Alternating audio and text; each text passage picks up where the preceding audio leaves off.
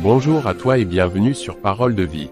Avant même de commencer, si le Seigneur a déjà été bon dans ta vie, prends juste une seconde pour liker cette vidéo et laisser un commentaire.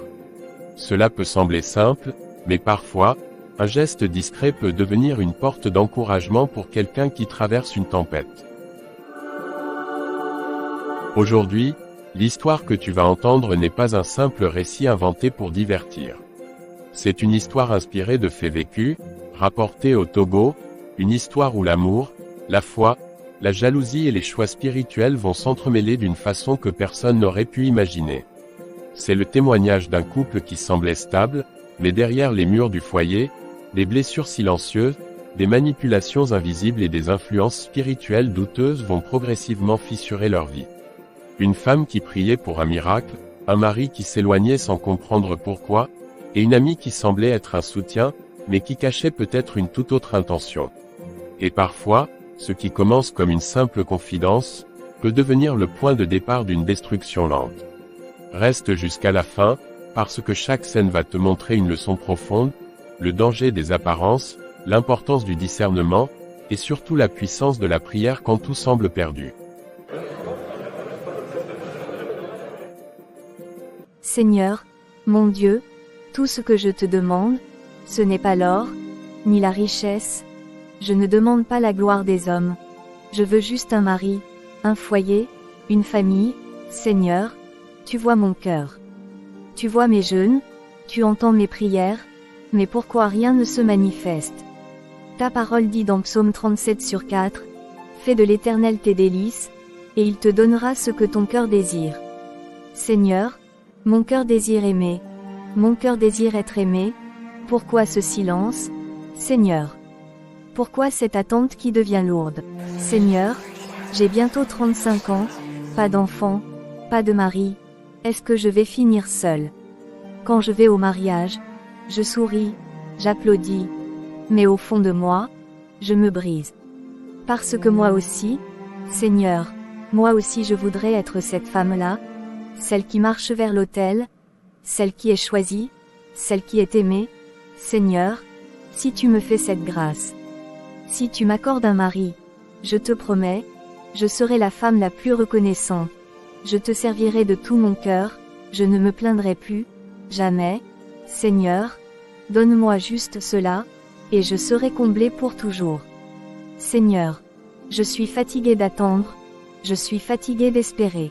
Seigneur, apprends-moi à t'aimer, même dans l'attente, apprends-moi à te faire confiance, même dans le silence, et si un jour tu m'accordes ce mari, que ce ne soit pas pour combler un vide, mais pour partager une vie déjà remplie de toi.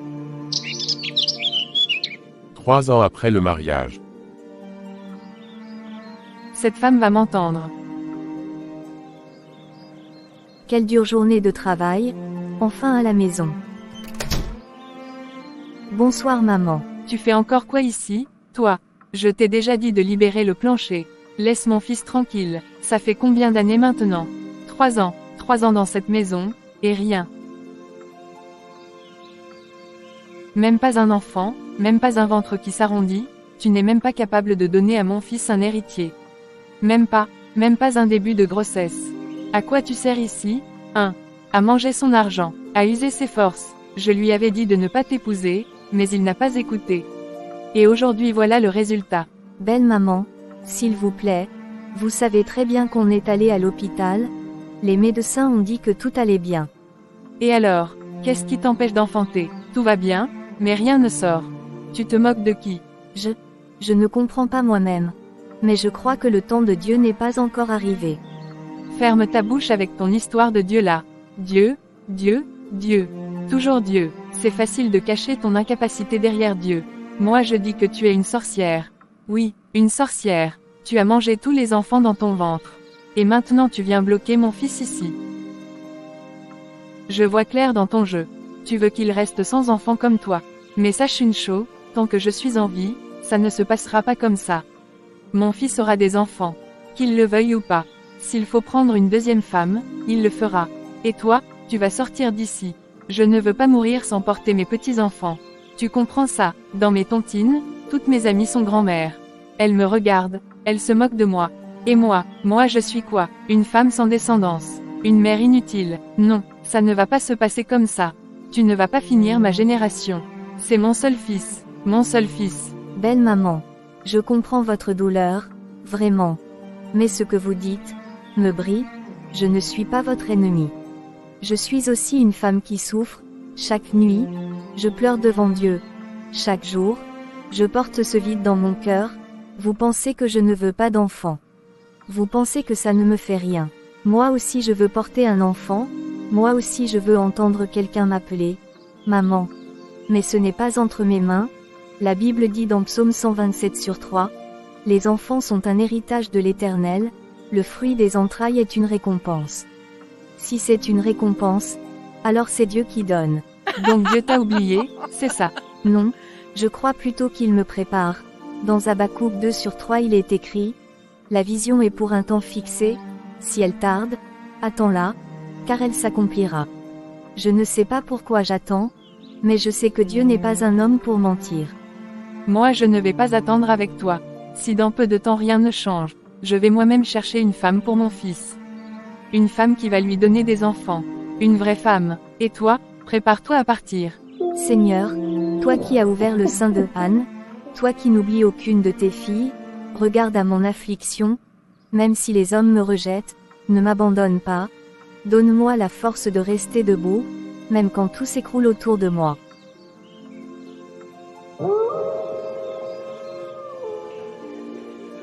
Sylvie, je ne comprends plus ce qui m'arrive, j'ai l'impression que mon foyer s'effondre sous mes yeux, et je ne peux rien faire, j'ai tellement prié Dieu pour avoir un mari, j'ai attendu, jeûné, espéré, et aujourd'hui que Dieu m'a fait grâce de ce mariage. Pourquoi l'enfant tarde encore? J'ai fait le tour des hôpitaux, à chaque fois, c'est la même chose. Madame, vous n'avez aucun problème.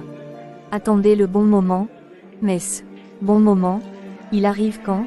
Sylvie. J'avais des rêves simples, un mari, une maison, des enfants, mais aujourd'hui, j'ai l'impression que tout m'échappe. Et ma belle-mère, elle ne me laisse aucun répit, elle me rappelle chaque jour que je n'ai pas d'enfant. Elle m'a même appelée femme stérile, tu imagines. Chaque fois qu'elle est là, je me sens diminuée, comme si je n'avais aucune valeur, comme si je n'étais qu'un poids dans cette maison, et ça me brise profondément. Ma sœur, je ressens ta douleur, vraiment, mais dis-moi, est-ce que tu continues à prier avec la même foi? Sylvie, tu sais très bien que j'ai toujours été une femme de prière, c'est même à travers la prière que j'ai rencontré mon mari, Dieu m'a déjà fait grâce une fois, mais là, j'ai l'impression que le ciel est fermé. Je comprends, et tu pries dans quelle église actuellement? Je suis toujours dans mon assemblée, chez le pasteur Roger. Il nous enseigne souvent que le miracle ne dépend pas du lieu, mais de la foi que nous avons en Dieu, que le pasteur n'est qu'un instrument. Oui, c'est vrai, et c'est biblique. Dans Marc 9h23 il est écrit, tout est possible à celui qui croit. Mais tu sais, parfois, Dieu peut aussi nous conduire à vivre certaines expériences, à rencontrer d'autres serviteurs, pour raviver notre foi. Dans mon église, il y a un homme de Dieu, très humble, mais vraiment utilisé par le Seigneur. Souvent, par l'Esprit de Dieu, il discerne les situations, et il prie avec précision. Ah bon, tu penses que je devrais venir? Je ne dis pas que c'est une obligation, mais peut-être que ça pourrait t'aider, ne serait-ce que pour recevoir un soutien, une prière. Parfois, Dieu agit aussi à travers l'encouragement des autres. C'est vrai, mais j'ai toujours cru que ma percée ne dépend pas d'un lieu, ni d'un homme, que Dieu agit partout. Et tu as raison, dans Jean 4h24, Dieu est esprit, et il faut que ceux qui l'adorent l'adorent en esprit et en vérité. Mais venir recevoir la prière, ce n'est pas remplacer Dieu, c'est juste chercher un appui. Tu sais, ce qui me fait le plus peur, c'est mon mari. Pour l'instant, il me soutient, il me défend, mais jusqu'à quand? Avec la pression de sa famille, surtout sa mère, j'ai peur qu'un jour, il cède. Oui, je comprends, ce n'est pas facile. Mais rappelle-toi, dans Romains 8h28, toute chose concourt au bien de ceux qui aiment Dieu. Même ce que tu traverses, Dieu peut le transformer. Tu n'es pas seul, Et si tu veux, je peux essayer de te mettre en contact avec mon pasteur, pas pour te troubler, mais pour prier avec toi, de manière plus personnelle. D'accord. Je vais y réfléchir. Parce que là, j'ai vraiment besoin que Dieu intervienne. Je ne veux pas perdre mon foyer, Sylvie. Tu ne le perdras pas, Dieu voit tes larmes. Et comme il est écrit dans Psaume 34/19, l'Éternel est près de ceux qui ont le cœur brisé. Tiens bon. Seigneur, mon Dieu, pourquoi tardes-tu à me répondre? Pourquoi mes prières semblent-elles rester sans réponse? Tu connais mon histoire. Tu sais combien j'ai crié à toi pour avoir un mari, et tu m'as exaucé? Oui Seigneur, tu l'as fait. Mais aujourd'hui, à quoi me sert ce mariage, si je ne peux même pas donner un fruit à mon mari? À quoi me sert cette alliance, si je ne connais pas la joie d'enfanter? Seigneur, moi aussi je veux être appelée maman. Moi aussi je veux porter la vie, moi aussi je veux voir mon mari se réjouir à cause de notre enfant. Seigneur, ta parole dit dans Jean 14h13, tout ce que vous demanderez en mon nom, je le ferai, et encore dans Matthieu 7/7, demandez, et l'on vous donnera, cherchez, et vous trouverez. Alors Seigneur, je viens encore demander, comme Anne, qui pleurait devant toi, comme Sarah, qui a attendu ta promesse, comme Élisabeth, que tu as visité malgré les années. Seigneur, souviens-toi de moi aussi, ne me laisse pas comme une terre desséchée, viens arroser ma vie.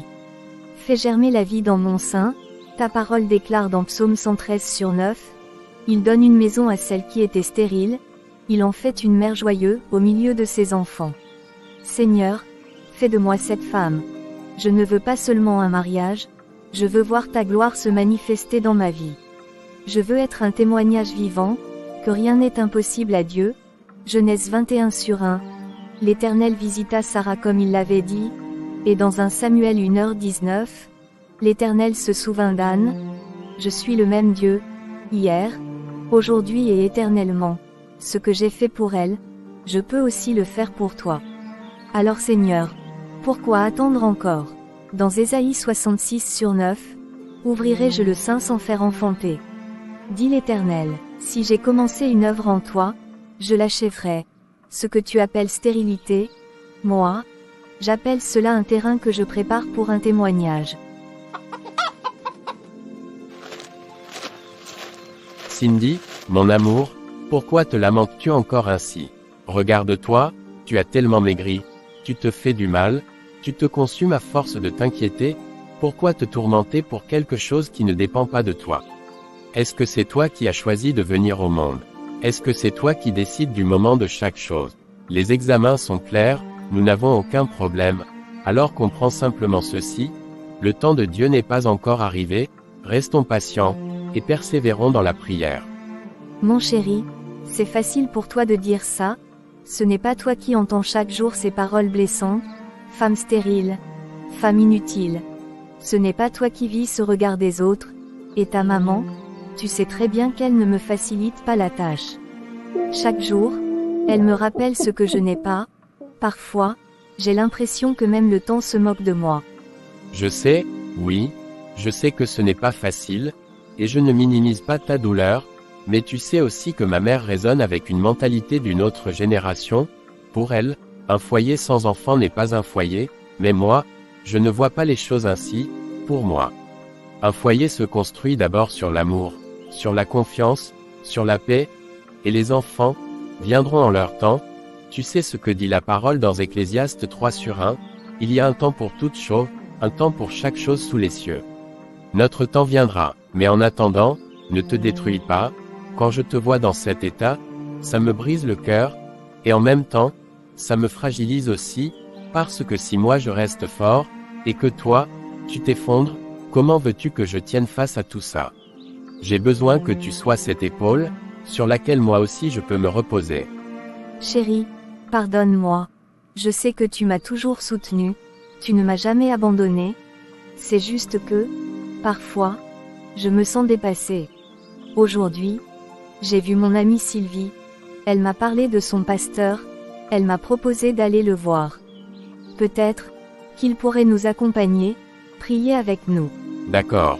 Au moins, ça, c'est une démarche constructive, c'est mieux que de rester enfermé dans la tristesse, chercher de l'aide, chercher la prière, ce n'est pas mauvais, mais souviens-toi d'une chose, notre confiance ne doit pas être dans un homme, mais en Dieu seul.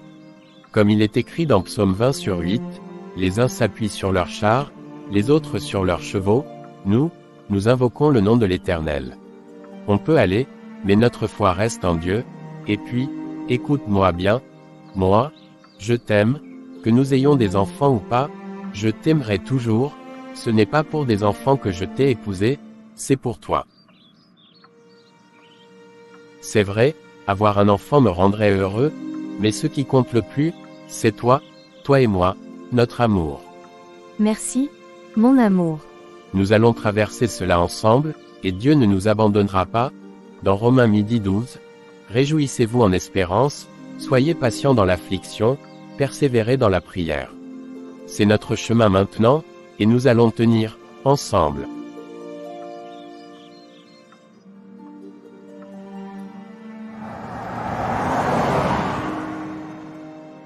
Alors Cindy, tu as vu comment c'était aujourd'hui, toi qui découvrais pour la première fois. Waouh, franchement, c'était puissant. Mais je t'avoue, à certains moments, j'ai eu un peu peur. Quand le pasteur priait pour la délivrance, les gens criaient, certains tombaient, j'étais là, je me demandais ce qui se passait exactement. Oui, je comprends. Quand on n'a pas l'habitude, ça peut surprendre. Mais c'est la puissance de Dieu qui agit. La Bible dit dans Marc 16h17, « Voici les miracles qui accompagneront ceux qui auront cru. En mon nom, ils chasseront les démons. » Mon pasteur est vraiment utilisé par Dieu, il opère beaucoup de délivrance. J'ai même entendu, comme si certaines personnes parlaient, mais ce n'était pas vraiment elles. Oui, parfois, ce sont des esprits qui se manifestent, mais tout cela, c'est pour que les personnes soient libérées. Et tu sais, il y a déjà eu beaucoup de témoignages, des femmes qui étaient considérées comme stériles, et qui, après la prière, ont enfanté. Sérieux, waouh, ça me redonne vraiment espoir. J'aimerais tellement pouvoir parler avec lui en privé, qu'il prie spécialement pour moi. C'est possible, mais, pour avoir une consultation privée avec lui, il faut contribuer à hauteur de 30 €. 30 €. Oui, tu sais, ce n'est pas vraiment un paiement, c'est plutôt une participation. Et puis, comparé à ce que tu recherches, ce n'est rien, tu désires un enfant, tu cherches une solution. Et beaucoup de personnes attendent aussi pour le voir, le temps passe vite, Cindy. Tu as raison, franchement, ce n'est pas un problème. Je le ferai, l'essentiel pour moi, c'est de voir Dieu agir dans ma vie. Voilà, et puis tu as vu toi-même, les témoignages, l'atmosphère, la puissance de la prière. Dans Luc 1h37 il est écrit, car rien n'est impossible à Dieu. Alors ne doute pas, ton miracle est en chemin, reste attaché à Dieu, continue de venir au culte, et garde la foi. Amen. Je veux vraiment y croire. Prépare-toi, bientôt, on va célébrer ton témoignage. Amen. Oh, que Dieu t'entende. Une semaine plus tard. Je suis tellement excitée à l'idée de rencontrer le pasteur. Pasteur, je ne comprends pas ce qui m'arrive. J'ai l'impression que mon foyer s'effondre. Cela fait déjà 3 ans de mariage, et je ne parviens pas à concevoir. À l'hôpital, on me dit qu'il n'y a aucun problème, mais malgré tout, rien ne se passe. Je suis perdue. Pasteur. Ma fille, le temps de Dieu est toujours le meilleur. La parole dit dans Ecclésiaste 3h11, il fait toutes choses belles en son temps. Mais, il y a aussi des combats spirituels, et certains blocages ne partent pas seulement avec des prières ordinaires. Pasteur, j'ai déjà beaucoup prié. J'ai jeûné, mais je ne vois aucun changement. Tu pries, oui, mais tu ne pries pas encore avec la bonne direction, tu es sincère, mais tu manques d'orientation spirituelle, je vais te prendre en suivi spirituel, mais tu devras faire certaines actions, tu vas acheter des bougies, des encens, tu vas aussi prendre de l'huile, pas n'importe quelle huile. Tu vas en mettre un peu dans ton eau de bain, et te laver avec, cela va purifier ce qui bloque autour de toi. Pasteur, pardonnez-moi, mais ça ressemble plus à des rituels qu'à la prière. Ma fille, que connais-tu des profondeurs spirituelles? Tu es encore un bébé spirituel, Ce n'est pas que ce que je dis est étrange, c'est que tu n'as jamais été enseigné à ce niveau. Il existe des huiles d'onction, des objets consacrés, qui accompagnent la foi, ce sont des instruments, comme dans la Bible, mais il faut de l'obéissance. Désolé pasteur. Je ne voulais pas vous manquer de respect. Ce n'est rien, mais si tu veux vraiment voir ton miracle, tu dois suivre des instructions. Voici des prières que tu vas faire, et un programme de jeûne, chaque semaine, après le culte, tu viendras me voir pour le suivi. Pasteur, est-ce que, chaque fois que je devrais venir, je devrais aussi payer les 30 €? Ma fille, vous êtes nombreux à vouloir me consulter, le temps que je vous accorde, la charge spirituelle, tout cela a un prix, c'est 30 €, ce n'est presque rien, comparé à ce que tu recherches, ne veux-tu pas ton miracle? Si, pasteur, c'est vrai. Alors obéis, et sois régulière, la Bible dit dans Deutéronome 28/1, si tu obéis à la voix de l'Éternel, voici les bénédictions qui t'atteindront. L'obéissance ouvre les portes, va, mets cela en pratique, et que Dieu te visite. Merci, pasteur. Bon dimanche, ma fille, persévère dans la prière. Seigneur, je suis troublé. Je ne sais plus quoi penser. Est-ce vraiment toi qui agis à travers cet homme? C'est vrai, quand il prie, je ressens quelque chose, une paix, un apaisement. Mais Seigneur, mon désir le plus profond, c'est de concevoir. Et jusqu'à présent, rien ne change, chaque consultation, 30 €. Et maintenant, cette huile, 100 €. Seigneur, est-ce vraiment ainsi que ton œuvre fonctionne?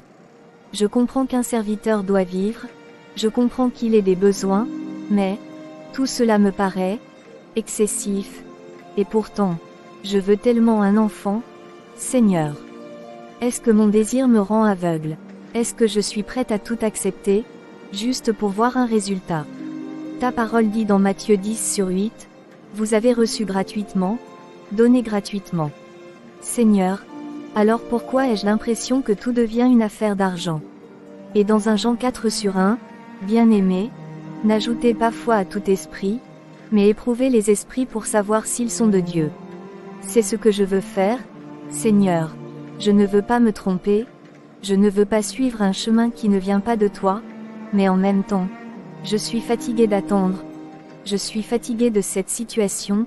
Seigneur, donne-moi ton esprit de discernement, apprends-moi à reconnaître ta voix. Parce qu'il est écrit dans Jean 10h27, mes brebis entendent ma voix, je les connais, et elles me suivent. Je veux entendre ta voix, Seigneur, pas celle des hommes. Guide-moi. Si cet homme est de toi, confirme-le dans mon cœur, mais s'il ne l'est pas, éloigne-moi de ce chemin, même si cela me fait mal. Seigneur, tu connais mon désir, tu sais combien je veux cet enfant, mais je ne veux pas l'obtenir au prix de l'erreur. Ta parole dit dans Jacques 1/5, si quelqu'un manque de sagesse, qu'il la demande à Dieu, et elle lui sera donnée. Alors Seigneur, je te demande la sagesse, je te demande la lumière, ne me laisse pas marcher dans la confusion. Que ta volonté soit faite, et non la mienne. Dans le monde obscur. Grand Oloshi, je veux plus de puissance, je veux plus de miracles, je veux voir au-delà du visible, lire dans la vie des gens, contrôler les foules. Mon fils, tu en demandes encore, n'oublie pas, chaque pouvoir a un prix, tu voulais la renommée, je te l'ai donnée, tu voulais attirer les foules, je t'ai élevé, aujourd'hui, tu veux dominer, tu veux régner. Oui, je veux être parmi les plus grands, je veux que les nations me reconnaissent, que les puissants s'inclinent devant moi, je ne veux plus être un simple serviteur, je veux être une autorité. Alors tu devras aller plus loin, renoncer davantage, t'enfoncer encore plus profondément, car plus tu veux de gloire, plus tu perds ton âme. Je suis prêt, dis-moi ce que je dois faire. Continue ce que tu as commencé, entretiens les illusions, nourris leur dépendance. Qu'ils croient que le pouvoir vient de toi, et non de leur Dieu, dans ce que tu leur donnes, dans ce que tu appliques sur eux, cache ce qui nous appartient, et surtout, empêche-les de discerner. Oui, je le vois déjà, quand je pose les mains, ils tremblent, quand je parle, ils croient, certains commencent même à dépendre de moi, mais, il y en a encore, certains résistent, certains prient encore le vrai Dieu. Oui, ceux-là sont dangereux, ce sont eux qui peuvent ouvrir les yeux des autres, tu dois les affaiblir, les distraire, les décourager. Ne t'inquiète pas, ce n'est qu'une question de temps, bientôt, ils ne seront plus qu'une foule aveugle, une foule que je pourrai contrôler. Voilà ce que j'attends de toi, souviens-toi, nous t'avons donné la gloire, la reconnaissance, l'influence, mais tu nous appartiens désormais. Oui, avant, j'étais ignoré, méprisé. Aujourd'hui, je suis honoré, et je ne reviendrai jamais en arrière. Alors continue, mais n'oublie jamais, plus tu montes, plus ta chute sera grande. Ah, bonjour Sylvie, quelle surprise, toi aussi tu fais les courses ici. Jonathan, ah oui, le monde est petit. Je pâchais juste prendre 2 ou 3 choses, et toi? Moi aussi, quelques provisions pour la maison.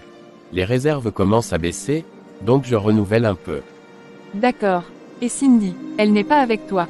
Non, elle ne se sentait pas très bien aujourd'hui, et puis elle avait aussi quelques occupations. Je lui ai dit de se reposer, je pouvais m'en charger. Waouh, elle a vraiment de la chance, hein? Non, c'est moi qui ai de la chance, Cindy est une femme exceptionnelle, vraiment. Jonathan, il y a quelque chose que je dois te dire. Ah bon, qu'est-ce qui se passe? Tu me fais peur là? Ce n'est rien de grave j'espère. C'est à propos de Cindy. À propos de Cindy, qu'est-ce qu'il y a? Il s'est passé quelque chose. Je ne sais même pas comment te le dire. Ça fait longtemps que je garde ça, mais ça me ronge. Sylvie, tu m'inquiètes sérieusement? Dis-moi clairement ce qu'il y a.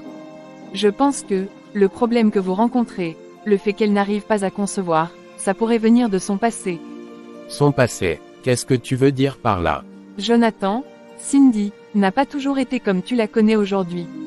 Explique-toi. Elle a fait des choix difficiles, sa jeunesse. Quel choix, Sylvie? Elle aurait interrompu une grossesse. Quoi? Non, non, ce n'est pas possible, ma femme. Cindy, tu te rends compte de ce que tu dis? Je savais que tu réagirais comme ça, moi-même, j'ai eu du mal à accepter. Non, attends, Cindy est une femme pieuse, droite, je la connais depuis des années, elle ne m'a jamais parlé de ça.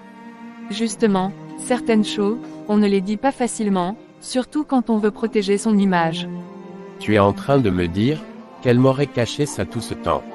Je ne voulais pas te le dire, vraiment, mais à chaque fois que je vous vois, ce couple que vous formez, et cette souffrance que vous traversez, je me suis dit que tu avais le droit de savoir. Sylvie, ce que tu dis là, c'est grave, très grave, tu as des preuves au moins. Jonathan, tu crois que ça me fait plaisir de dire ça? Cindy est comme une sœur pour moi, on se connaît depuis le lycée, je l'ai vu vivre cette période, je sais de quoi je parle. Mais, à l'hôpital, les médecins ont dit que tout était normal.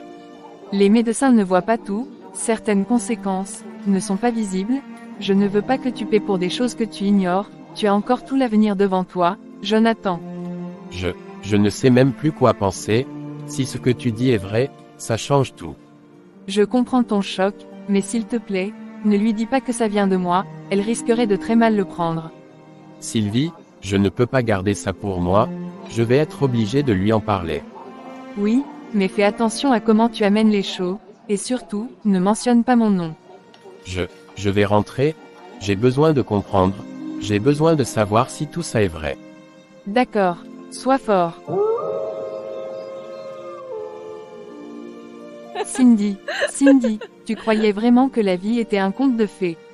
Regarde-toi, un mariage, oui, mais un foyer vide, un ventre silencieux, et malgré ça, tu te pavanais avec mon mari par-ci, mon chéri par-là.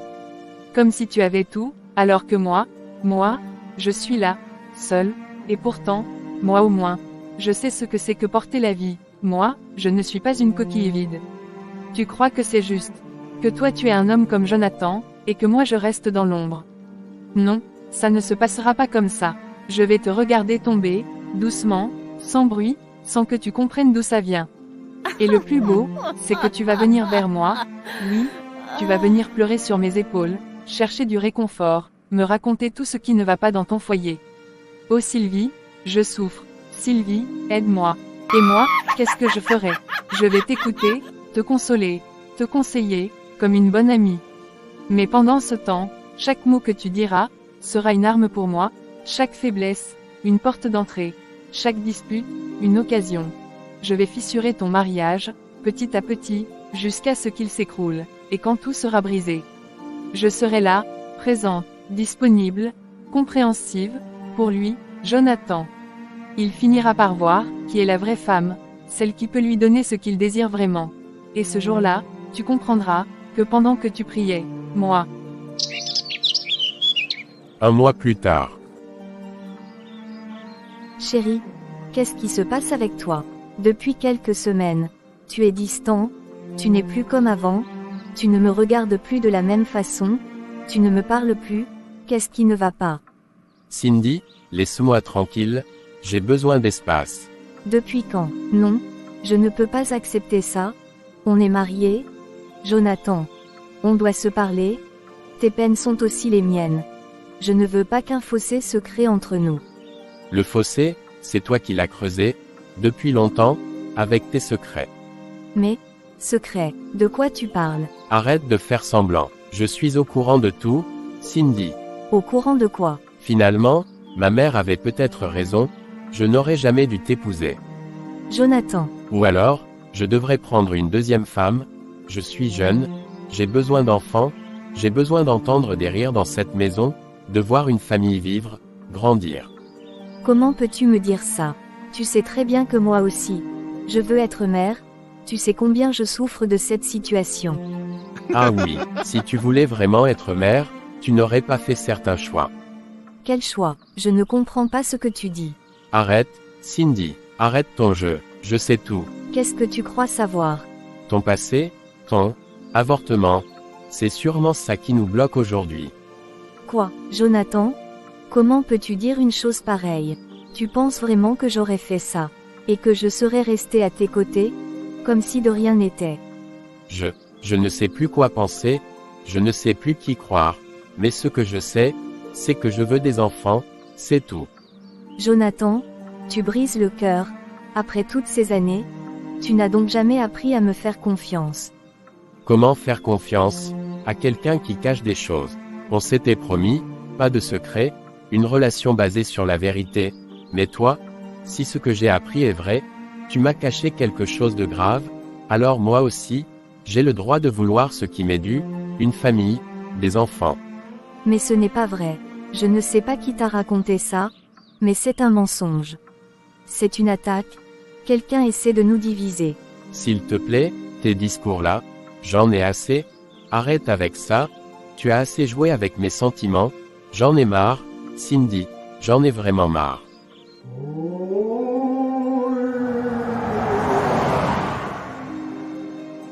Taxi, 300 rue des Gares, s'il vous plaît. Allons-y. Bonjour madame. Excusez-moi, j'espère que vous allez bien, est-ce que, vous me reconnaissez? Bonjour, je vais bien, merci. Mais, non, pas vraiment. On se connaît. Oui, enfin, pas directement, on se voyait souvent à l'église, à Saint-Étienne. Ah, oui, l'église de Saint-Étienne. Oui, je vois. Voilà, c'est vrai qu'on ne se parlait pas vraiment, mais je vous remarquais souvent, d'ailleurs, ça fait un moment que je ne vous y vois plus. Oui, c'est vrai. J'ai changé d'église récemment. Ah bon, si ce n'est pas indiscret, qu'est-ce qui vous a poussé à changer? Oh, rien de vraiment particulier. Disons que, dans la nouvelle église, le pasteur semble très dynamique, il fait beaucoup de miracles. Si vous me permettez, la parole de Dieu nous rappelle que, ce n'est pas forcément là où il y a le plus de bruit, ou de manifestations, que se trouve forcément l'Esprit de Dieu. Oui, c'est vrai, j'y ai déjà pensé, j'ai même eu des doutes, c'est pour ça que je demande souvent à Dieu de me donner le discernement. Surtout que, dans cette église, il faut payer 30 € pour chaque consultation. 30 € à chaque fois. Pensez-vous vraiment que le Saint-Esprit fonctionne ainsi? Je ne sais pas, je me suis posé la question, mais je me suis dit, que peut-être, c'était normal. La Bible dit dans Matthieu 10/8, vous avez reçu gratuitement, donnez gratuitement. Et aussi dans Jérémie 17/5, maudit soit l'homme qui se confie dans l'homme, cela ne veut pas dire qu'il ne faut pas écouter les serviteurs de Dieu, mais notre foi ne doit jamais dépendre d'un homme.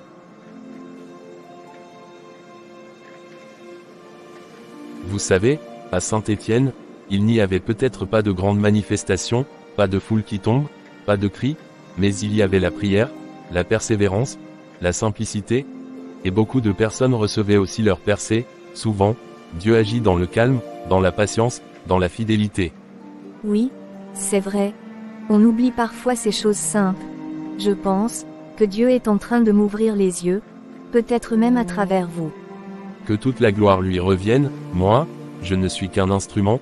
Voilà, nous sommes arrivés, 300 rue des Gares. Merci beaucoup. Vraiment. Merci pour cette discussion, ça m'a fait du bien.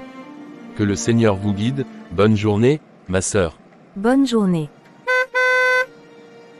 4 jours plus tard. Allô?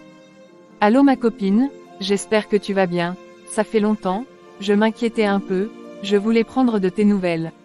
Ma sœur, franchement, ça ne va pas vraiment. Je traverse une période assez difficile. Ah bon, qu'est-ce qui se passe encore? C'est Jonathan. Oui, je ne sais pas ce qui lui arrive, il a complètement changé. Il a même des idées dans la tête, il pense que j'aurais avorté dans le passé, et que c'est pour ça que je n'arrive pas à avoir d'enfant. Quoi, il t'a vraiment dit ça? Oui, et le pire, c'est qu'il semble y croire, lui qui m'a toujours fait confiance, je ne comprends pas comment un doute comme ça a pu s'installer. Et depuis, son comportement a changé. Beaucoup, il n'est plus affectueux comme avant, il est froid, distant, et parfois même, il me reproche des choses sans raison, il me rappelle sans cesse qu'il veut un enfant, la pression devient vraiment insupportable. Oh ma sœur, c'est vraiment triste d'en arriver là, mais tu sais, s'il ne te fait plus confiance, est-ce qu'il te mérite vraiment? Je ne sais plus, honnêtement, je suis perdue. Entre lui, sa mère, et tout ce que j'entends chaque jour, j'ai l'impression d'être devenue inutile. Il m'a même traitée de consommatrice, tu imagines.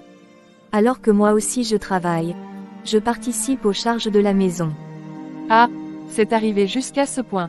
Franchement, ça fait mal d'entendre ça, j'espère au moins qu'il ne te violente pas, parce que là, ce serait vraiment grave. Non, il ne me touche pas, mais l'atmosphère devient de plus en plus lourde, parfois, je préfère me taire, juste pour éviter les disputes. Non, Cindy, tu ne peux pas toujours te taire, surtout quand tu sais que tu n'as rien fait, tu dois aussi défendre ton point de vue. Franchement, je suis étonnée, Jonathan n'était pas comme ça, on dirait que quelque chose a changé en lui. Tu sais, les hommes parfois, ils cachent certaines choses, et dès qu'ils trouvent un prétexte, ils révèlent leur vraie nature, peut-être que, ils pensent déjà à autre chose. À autre chose, qu'est-ce que tu veux dire? Peut-être, qu'il envisage déjà de prendre une autre femme. C'est exactement ce qu'il dit, à chaque dispute, il parle de prendre une deuxième femme.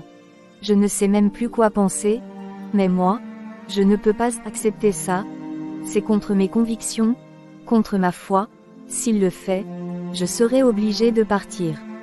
Je comprends, ce n'est pas facile du tout, mais sois forte, ma sœur, Dieu voit ce que tu traverses, comme il est écrit dans Psaume 34/19, l'Éternel est près de ceux qui ont le cœur brisé. Tu n'es pas seule. Merci, franchement. Merci d'être là, tu es comme une sœur pour moi, tu prends toujours de mes nouvelles. C'est normal, entre sœurs, on doit s'entraider, et mon plus grand souhait, c'est de te voir heureuse. Merci, vraiment. Courage, d'accord, et n'hésite pas à m'appeler quand tu en as besoin. D'accord? Merci. Bonne soirée, ma sœur. Seigneur, je veux d'abord te dire merci. Merci pour Sylvie. Elle a toujours été là pour moi, dans les bons comme dans les mauvais moments. Je reconnais ta main dans cette amitié. Mais Père, concernant cette nouvelle église, mon cœur est troublé. Depuis ce que mon frère en Christ m'a dit, je n'ai plus la même paix. Il y a quelque chose en moi, comme une alerte, une impression que tout cela n'est pas totalement de toi. Tous ces miracles, tout ce bruit, je ne sais pas, Seigneur, donne-moi le discernement. Comme il est écrit dans 1 Corinthiens 10, le discernement des esprits, accorde-moi cette grâce, Père. Pour le moment, je préfère rester dans ta présence, prier dans le secret, chercher ta face, mais je sais aussi qu'il est important d'être attaché à une église. Alors guide-moi, conduis-moi là où ta vérité est, au nom de Jésus. Amen. Pasteur, j'aimerais vous faire une confidence. Ma fille Sylvie, parle sans crainte, tu sais, Dieu est amour et miséricorde, quoi que tu aies à dire, fais-le avec sincérité. Oui, pasteur, en fait, certaines femmes m'ont confié qu'elles viennent souvent vous voir pour obtenir des prières et des solutions afin d'influencer leur partenaire. Non, non, ma fille, tu dois te tromper, ce sont sûrement des malentendus. Je ne vous accuse pas, pasteur, au contraire, c'est justement pour cela que je suis venu. Ah bon, explique-toi. Il y a un homme, le mari d'une amie à moi, il me plaît énormément, mais il ne me voit pas, il est encore attaché à elle, pourtant, elle ne lui donne même pas d'enfant. Cette amie, ce ne serait pas Cindy.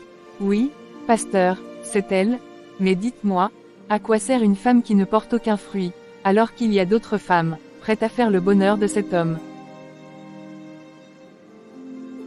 Moi, je peux lui donner ce qu'elle ne peut pas, je veux être au centre de sa vie, qu'il la laisse, et qu'il me choisisse, moi, et je suis prête à payer tout ce qu'il faudra, je ne regarde pas à la dépense. Comme tu l'as dit, cet homme vit avec une femme qui ne produit pas de fruits, et parfois, certaines situations nécessitent des solutions particulières.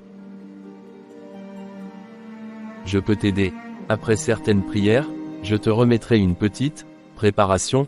Tu devras te rendre près d'un cours d'eau, une rivière, de préférence. Là-bas, tu feras un geste précis, en prononçant son nom, 3 fois, avec une intention claire, celle de l'attirer à toi.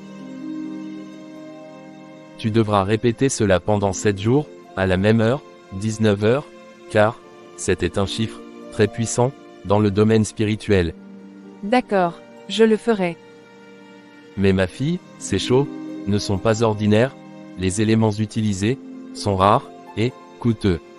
Ce n'est pas un problème, pasteur, dites-moi simplement le prix. Cela te coûtera 2000 €. 2000, c'est énorme. Tu sais très bien que ce que je fais ne produit jamais d'échec. Quand tu appliques, le résultat est là, net, précis. À toi de voir si tu es prête à aller jusqu'au bout. Je suis prête, je ferai le nécessaire. Dès que j'aurai réuni la somme, je reviendrai vers vous. Très bien, alors prépare-toi, car une fois engagé, il n'y a plus de retour en arrière. Quelque temps après. Bonsoir chérie, tu es bien arrivé. Garde-t, bonsoir, tu as encore quoi dans ma maison? Je t'ai déjà dit de libérer les lieux. Chérie, mais qu'est-ce que tu dis? Nous sommes mariés, officiellement mariés. Comment peux-tu me demander de quitter notre maison du jour au lendemain? Marié, ne prononce même pas ce mot devant moi. Tu n'es qu'une sorcière, Cindy. Ma mère m'avait averti.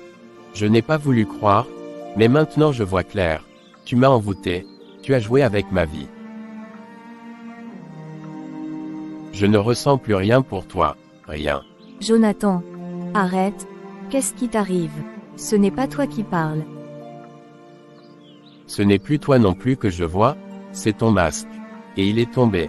Sache que ton sortilège est brisé. Il n'a plus aucun effet sur moi. Je ne veux plus te voir. Mais chérie, je n'ai jamais rien fait de tel, tu me fais peur. Peur, ce n'est pas moi que tu dois craindre, c'est les conséquences de ce que tu es. À quoi me sais-tu? De toute façon. Une épouse sans fruit, sans enfant, sans avenir. Je ne ressens plus rien. Et je ne veux même plus que tu m'approches. Jonathan, je t'en supplie. Reviens à toi. Regarde-moi. C'est moi Cindy. Tu n'as plus ta place ici. Désormais, tu dors au salon. Et moi dans la chambre. Et n'essaie même pas de forcer quoi que ce soit ici, sinon, tu verras un côté de moi que tu ne connais pas.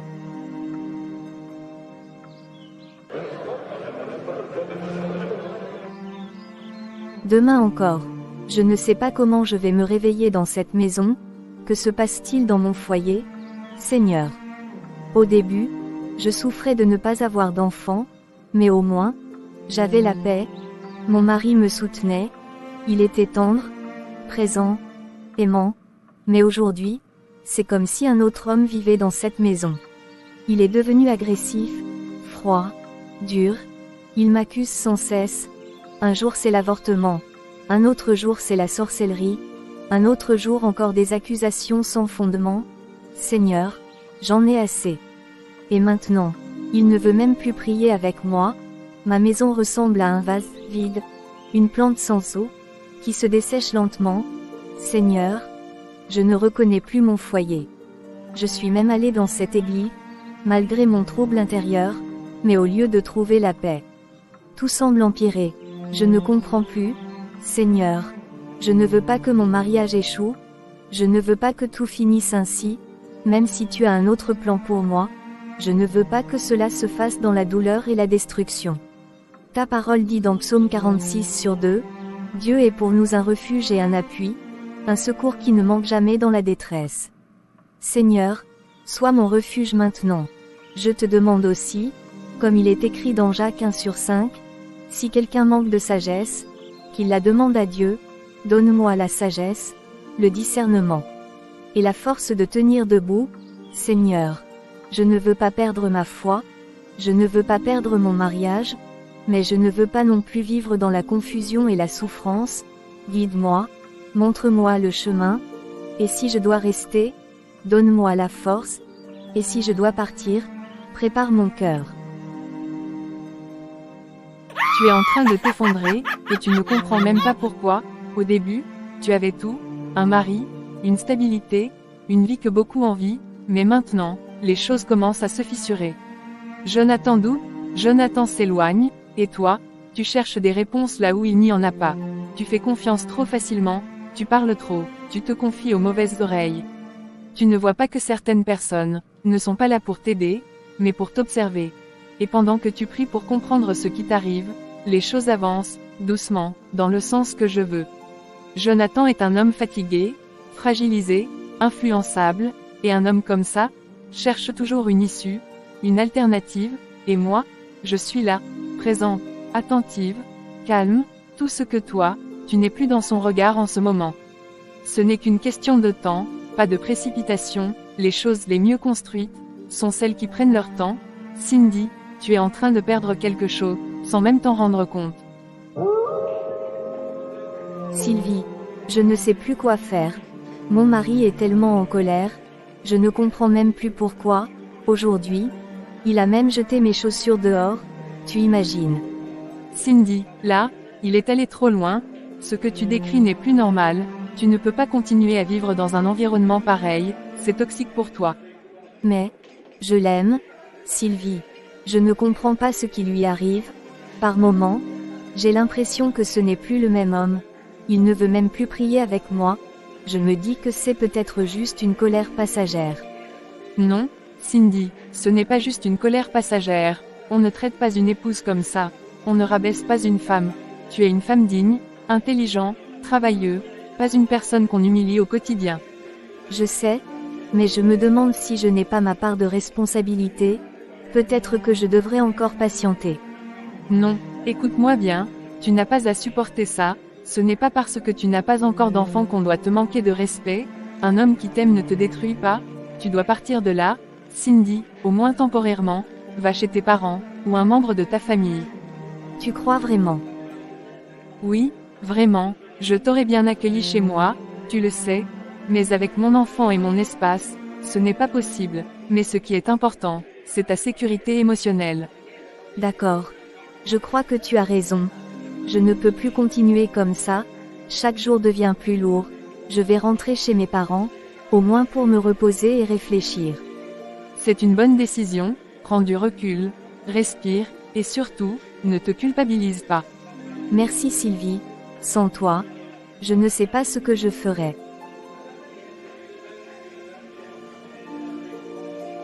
Je serai toujours là pour toi, ma sœur, et n'oublie pas, parfois, Dieu ferme une porte pour en ouvrir une meilleure. Cela fait déjà 2 mois que j'ai quitté la maison de mon mari, nous ne sommes même pas divorcés, et pourtant, je me sens comme dans un entre-deux, je me demande chaque jour comment il va. Quand j'essaie de l'appeler, il ne décroche pas, c'est comme s'il avait complètement fermé la porte, j'espère seulement que sa mère ne lui a pas imposé une autre femme, comme elle le disait. Seigneur, par ta grâce, je suis enceinte, merci, vraiment merci. Mais, j'aurais tellement voulu partager cette joie avec lui, voir son sourire, entendre sa voix, vivre ce moment ensemble. Je suis retournée à mon ancienne église, et je comprends maintenant, ce n'était pas la puissance des hommes qui me manquait, mais la patience, la persévérance, et la foi sincère, comme il est écrit dans Hébreux 10h36, car vous avez besoin de persévérance, afin qu'après avoir accompli la volonté de Dieu, vous obteniez ce qui vous est promis. Seigneur, je te prie, touche le cœur de mon mari, adoucis ce qu'il ressent, fais-lui comprendre, non pas dans la colère, mais dans la vérité. Je ne veux pas vivre loin de lui, je l'aime encore, et je crois que toi aussi, tu peux restaurer ce qui a été brisé, et maintenant, je porte en moi une promesse, un enfant. Le fruit de tant d'années d'attente, bientôt, je serai mère, et j'espère que ce miracle ne sera pas une séparation, mais une restauration. Seigneur, fais ta volonté, Amen. Sylvie, mais, qu'est-ce que tu fais ici? Et mon mari? Où est Jonathan? Explique-moi ce qui se passe. Chérie, qui est à la porte? Ne me dis pas, Sylvie, ne me dis pas que tu as pu me faire ça, comment as-tu pu me trahir ainsi? Toutes ces paroles, tous tes conseils, c'était pour me détruire. Et toi, Cindy, tu voulais quoi exactement? Rester mariée alors que tu n'arrivais pas à donner de fruits. Jonathan avait aussi le droit de refaire sa vie, et moi, je ne fais rien de mal, j'ai simplement trouvé ma place. Jonathan, dis-moi que ce n'est pas vrai, tu étais avec elle pendant que j'étais encore ta femme. Non, pas pendant, mais après ton départ, tout a changé. Sylvie et moi, on s'est rapprochés, on a trouvé des choses en commun, et maintenant, elle vit ici.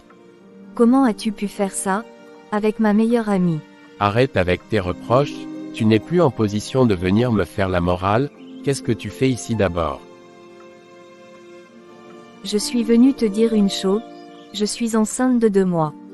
Quoi? Arrête avec tes mensonges, tout le monde sait très bien que tu ne peux pas concevoir. Tu es un arbre sec, sans fruits. Je me fiche de ce que tu penses. Écoute-moi bien. Je suis ici maintenant avec Jonathan, et que ça te plaît ou non, c'est ma place. Si dans 2 jours tu n'as pas quitté cette maison, je te ferai expulser légalement pour intrusion dans la vie du couple. Pendant que vous me détruisiez à 2, moi je suis restée debout, je n'ai jamais cessé de prier, et Dieu ne m'a jamais abandonné. Il est écrit dans Psaume 34/18, « L'Éternel est près de ceux qui ont le cœur brisé. Vous m'avez humilié, rejeté, méprisé, mais Dieu, lui, m'a relevé. » Et aujourd'hui, je comprends une chose, tout ce qui brille n'est pas forcément de Dieu. Et j'ai vu, de mes propres yeux, que certaines relations détruisent plus qu'elles ne construisent. Tu crois impressionner qui avec tes discours religieux? Pas toi. Ma conscience est en paix. Et ta vérité finira par te rattraper.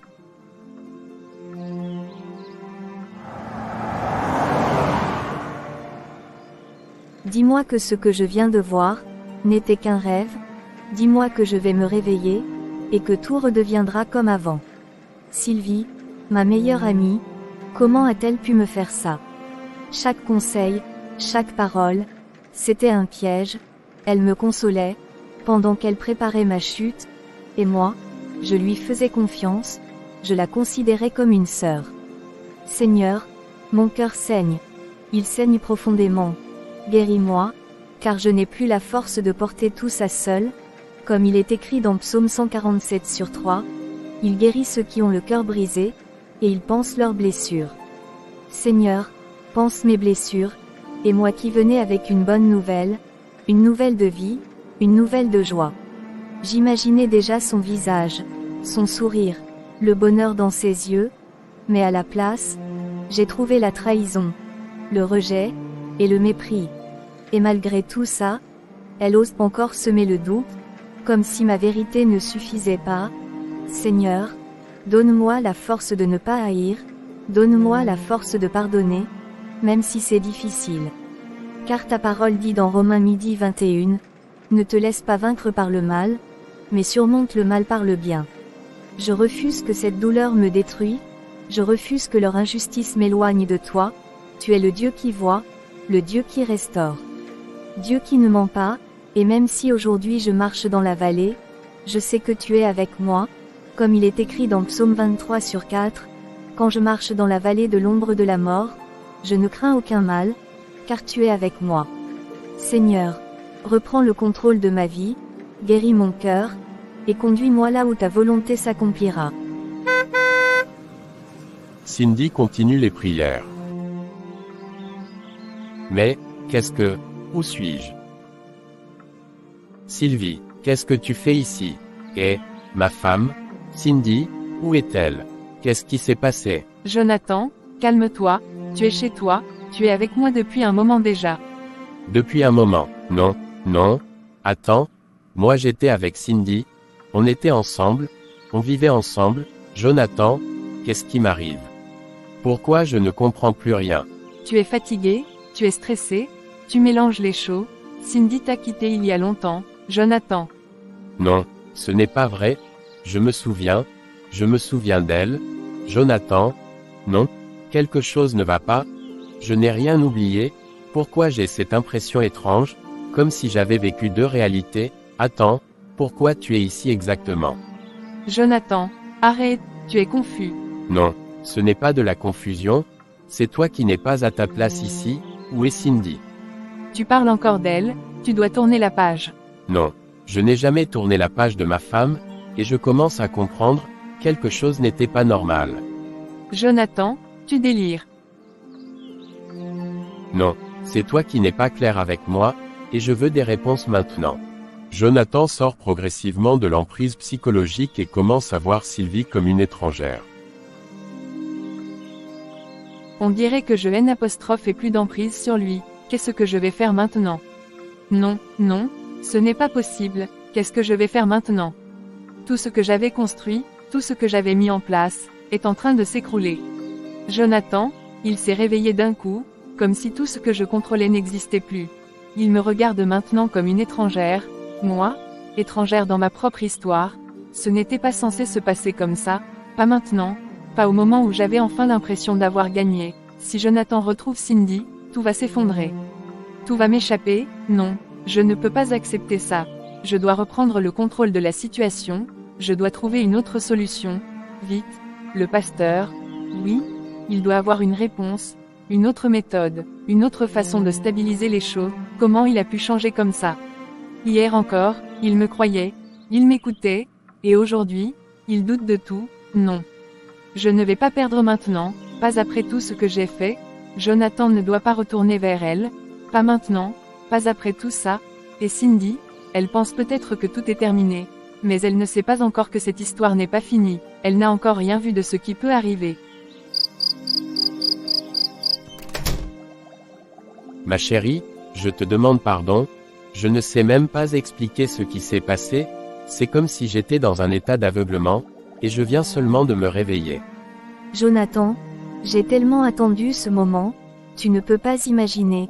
J'ai prié, j'ai jeûné, j'ai pleuré devant Dieu, et dans mon cœur, j'avais reçu une conviction profonde par le Saint-Esprit que quelque chose n'était pas normal, mais je ne pouvais rien faire d'autre que prier. Et Dieu a répondu, Seigneur, tu es vraiment merveilleux. Tu as entendu nos prières, tu nous as ramenés l'un à l'autre, et tu nous as permis de comprendre, oui, à un moment, je me suis éloignée de sa voix, je cherchais des réponses rapides, des miracles visibles, mais j'ai compris que le plus important, c'est la persévérance dans la foi, et la prière sincère.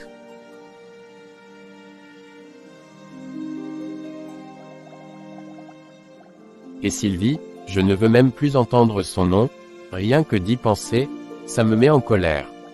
Jonathan, tout ce que Dieu permet, concourt à notre bien, nous avons appris une leçon difficile. Tous les sourires ne sont pas sincères, et toutes les personnes proches, ne sont pas forcément de vrais amis, comme il est écrit dans Proverbe 3/5-6, Confie-toi en l'Éternel de tout ton cœur, et ne t'appuie pas sur ta sagesse.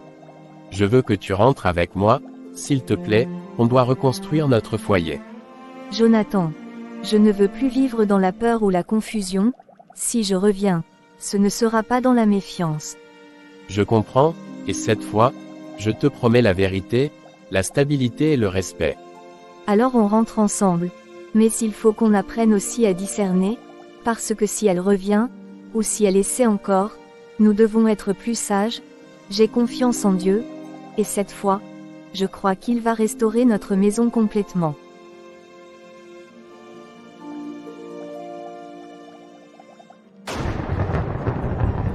À travers cette histoire, nous avons vu comment un foyer peut être fragilisé par le manque de discernement, les mauvaises influences et les manipulations cachées.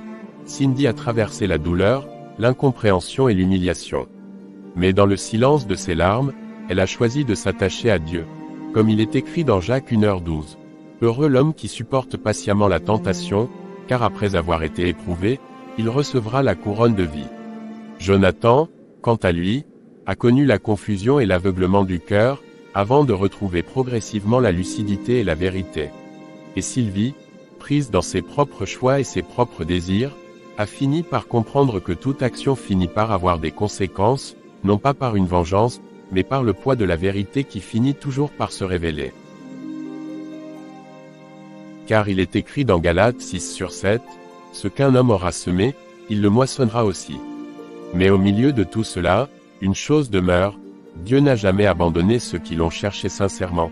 Cindy a appris que la foi ne consiste pas à courir après les signes, mais à rester ferme même dans le silence.